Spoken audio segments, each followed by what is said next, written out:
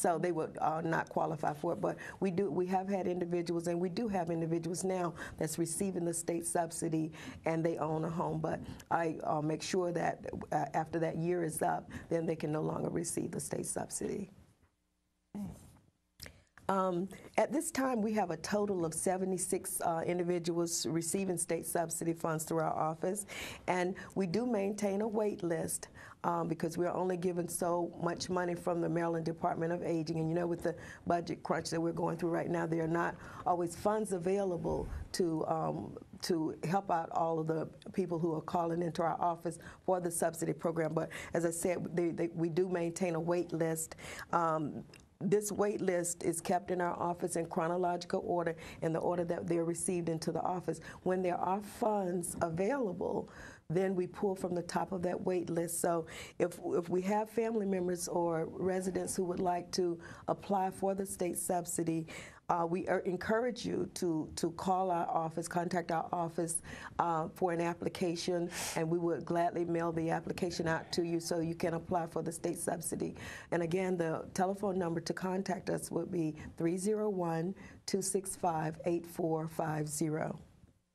And for our viewers, that number is will scroll at the bottom of the screen throughout this program, so that we want to be sure that you're able to get the information that you need to take advantage of these services. So we're going to have the number on the screen throughout the program for you. Thank you so much, Ms. Blount. You're welcome. We really appreciate that, and it sounds like they're quite a number of services that one receives in the assisted living setting. That's quite a comprehensive list of things that are available. Right, there is, and if there's anyone who would like to, I just want to make sure that they understand if they would like to execute a contract to become a provider under the subsidy program, they will need to contact our office. There is a training that we have scheduled for next Tuesday, the 17th of March, in our building at the Harriet Hunter Center, 6420 Allentown Road. There is information training that we're doing to let interested people know who have licensed facilities that they can apply to come under the subsidy program and put their residents on a wait list so that they can receive funds from the state of Maryland. But we would gladly like to see people come out to get their contract set up with Prince George's County government. Okay. Does your facility have to be a certain size?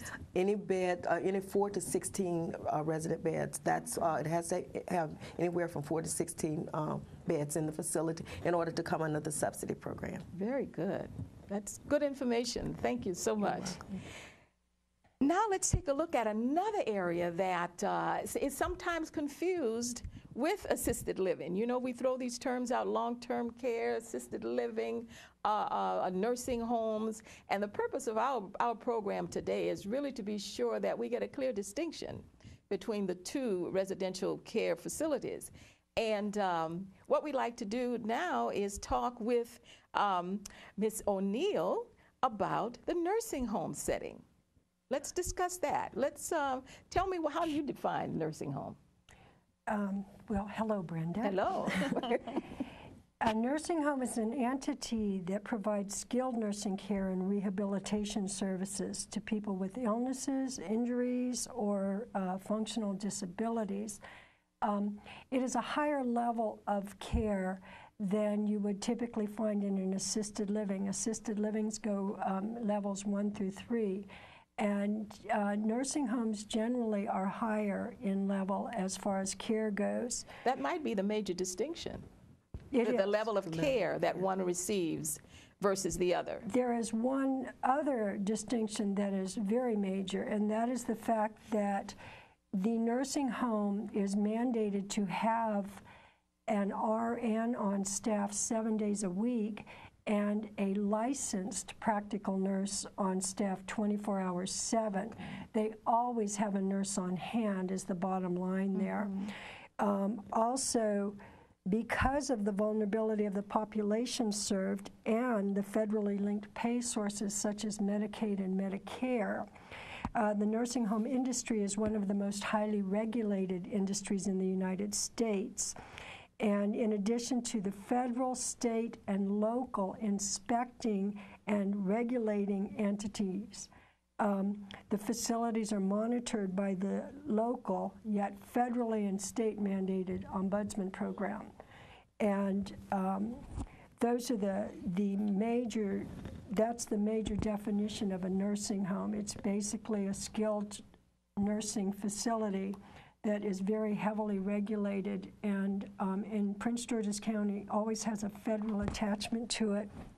I'm sorry, in the sense that there are somehow federal funds going in there, either through Medicaid or Medicare.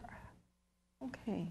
Now, what types of services are provided for the residents of nursing care facilities? Well, the things that stand out again are the nursing. That is, there's always a nurse on hand, and the pharmacy reviews the medication every 30 days. That's another thing that is mandated by regulation.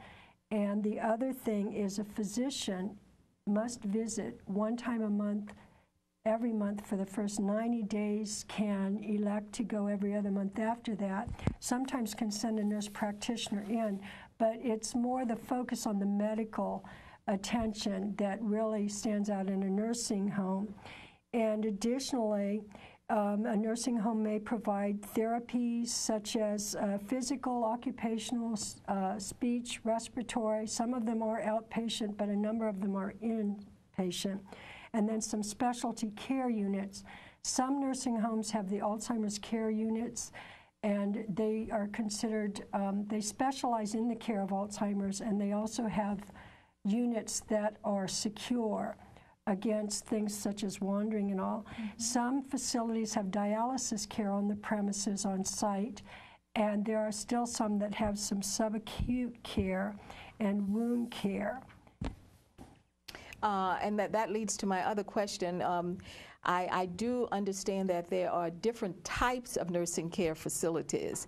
And what are the services that are provided in these? I know in some nursing care facilities there are rehabilitation services and Yes. and any other special types. All right, the major difference is in Prince George's County, all the facilities offer skilled nursing and rehab care. All of them do that. Okay. In addition, a few offer the trach care, and some have the on-site, again, dialysis units. Other variations inside them would be the general age of the population, the layout of the facility. Some are like hospitals and institutions, and others are more sprawling. And the quality of care varies from facility to facility too, and there are ways to check how they do on their inspections. And a few of the facilities do offer the subacute care, and the definition of that is intensive nursing care, and that would be for patients recovering from surgery or illness. And hospice care is available in many of the facilities. And traditionally, that's defined as care provided to benefit terminally ill patients and to support their families. Respite care it's provided on a temporary basis, and that allows a primary care provider a few days relief or a few hours relief from taking care of their family member. What about cost? How costly is it to reside in a nursing care home? Nursing care in Prince George's County, the nursing facilities, they range from $130 a day up to over $460 a day. You take that to an annual rate of about $46,000 a year to about $170,000 a year. The range is dramatic, and sometimes within a facility it can be dramatic. It would be based on the services that the individuals receive, and it would